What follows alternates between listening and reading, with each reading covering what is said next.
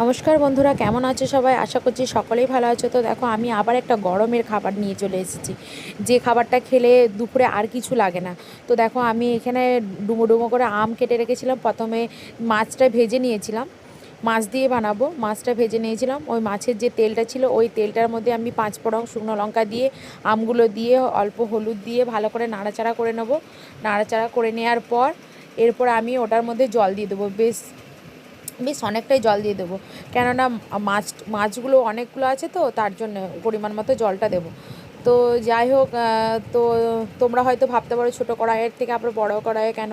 কেননা আমি দেখলাম যে ছোটো কড়াইয়ে অনেকগুলো মাছ ছিল, তো ওই জন্য ধরবে না ঠিকঠাক, তার জন্য আমি আবার বড় কড়াইয়ে ঢেলে নিয়েছি। এরপর ভালো করে চিনি বা গুড় তোমরা যেটা খুশি ব্যবহার করতে পারো। আমি এখানে গুড়ই ব্যবহার করেছি। তো গুড়টা ভালো করে গলে গেলে তারপর আমি মাছগুলো দিয়ে আর একটুক্ষণ রেখে ভালো করে ফুটিয়ে নামিয়ে নিলেই তৈরি হয়ে যাবে গরমের আম দিয়ে মাছ।